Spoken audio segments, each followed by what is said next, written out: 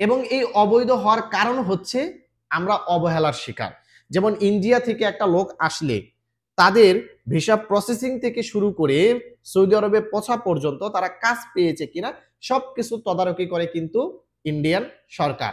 আবার পাকিস্তান থেকে লোক আসলে, ইয়েমেন থেকে লোক আসলে, আরো অন্যান্য অনেক দেশ থেকে লোক আসলে সেই দেশের সরকার কিন্তু তদারকি করে যে আমার দেশের একটা লোক সৌদি আরবে গেল, সে ঠিকঠাক মতো কাজ পেলো কিনা, ঠিকঠাক মতো বেতন পাচ্ছে কিনা, এই জিনিসটা কিন্তু তদারকি করে। আসসালামু আলাইকুম ওয়া রাহমাতুল্লাহি ওয়া বারাকাতুহু।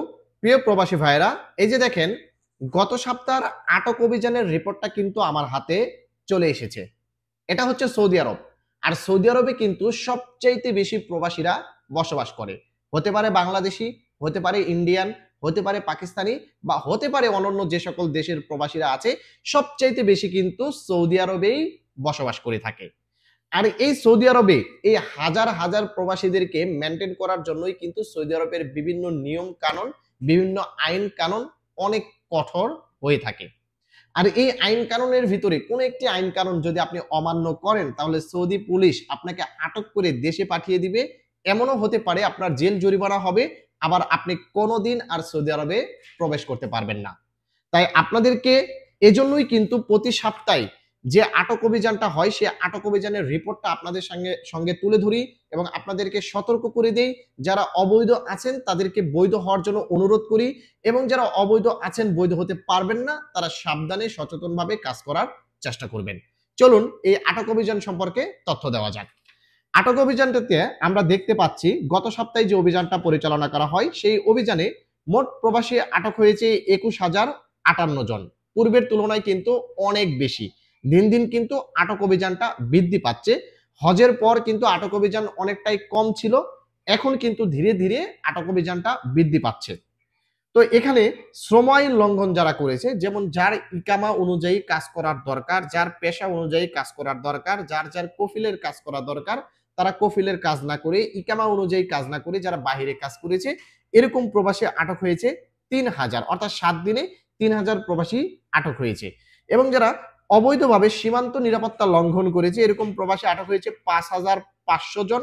এবং যাদের ইকামা জনিত সমস্যা, অর্থাৎ ইকামাতে হুরুপ আছে, ইকামাতে খুরুজ নেহাই আছে, সময় মতো দেশে যায়নি, এই ধরনের প্রবাসী আটক হয়েছে ১২,৫৫৮ জন।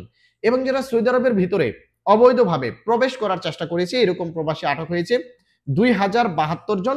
এবং যারা সৌদি আরব থেকে অবৈধভাবে পালিয়ে যাওয়ার চেষ্টা করেছে, এরকম প্রবাসী আটক হয়েছে ২৮ জন। এবং এই যে অবৈধ প্রবাসী, এই অবৈধ প্রবাসীদেরকে যারা কাজ দেয়, পরিচালনা করে, আশ্রয় দেয়, পরিবহন করে, এই ধরনের প্রবাসীদেরকেও কিন্তু আটক করা হয়।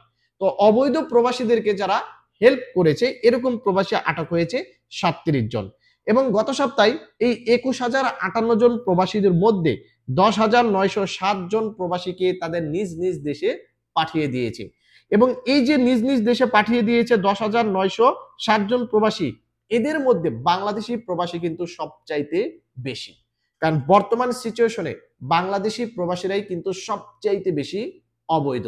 এবং এই অবৈধ হওয়ার কারণ হচ্ছে আমরা অবহেলার শিকার। যেমন ইন্ডিয়া থেকে একটা লোক আসলে তাদের ভিসা প্রসেসিং থেকে শুরু করে সৌদি আরবে পৌঁছা পর্যন্ত তারা কাজ পেয়েছে কিনা সবকিছু তদারকি করে কিন্তু ইন্ডিয়ান সরকার। আবার পাকিস্তান থেকে লোক আসলে, ইয়েমেন থেকে লোক আসলে, আরো অন্যান্য অনেক দেশ থেকে লোক আসলে সেই দেশের সরকার কিন্তু তদারকি করে যে আমার দেশের একটা লোক সৌদি আরবে গেল, সে ঠিকঠাক মতো কাজ পেলো কিনা, ঠিকঠাক মতো বেতন পাচ্ছে কিনা, এই জিনিসটা কিন্তু তদারকি করে। কিন্তু বাংলাদেশি প্রবাসীরা কিন্তু এই জায়গাতে কিন্তু সবচাইতে বেশি অবহেলার শিকার হয়ে থাকে।